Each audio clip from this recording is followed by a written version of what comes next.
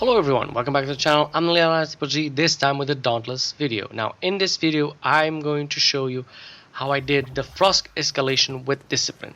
Now this was right after the Omnicells were introduced and I decided just to swap them directly. So I put Discipline in all my already built for Frost Escalation.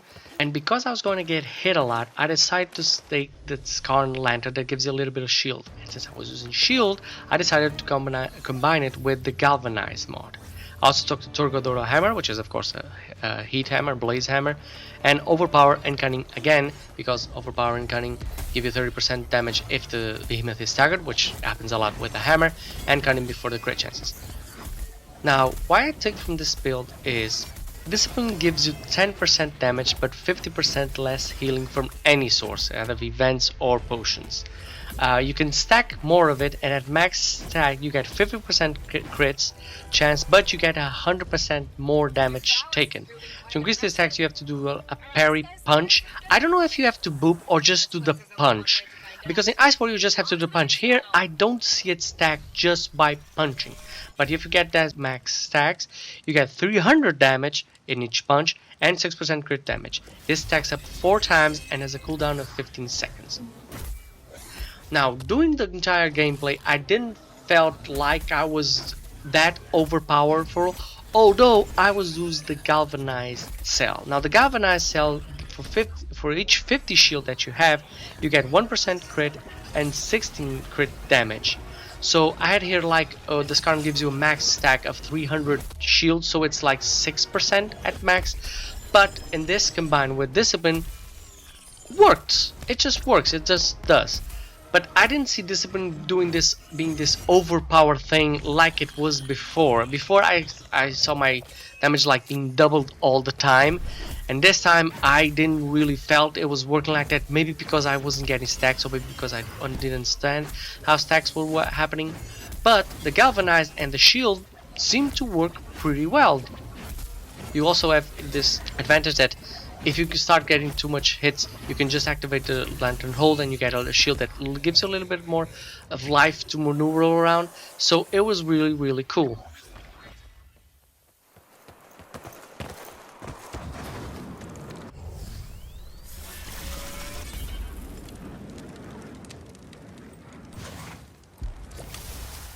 Escalation tends to be one of the hardest ones to do because you have to look at the frostbite meter, but in this case I didn't really have that problem. I was dealing with behemoths left and right really easily. Also the perks help a lot, and you do manage to just swap one thing for the other quite easily and use it anytime you want. I completed the Frost Escalation in my first try with this new Omnicell, and yeah, it works. I just don't think it works as good as it did before. Enjoy the rest of the run. I hope this tips helps you. The build is at the end, and if you enjoy it, please like and subscribe, and as always, have a great game, guys.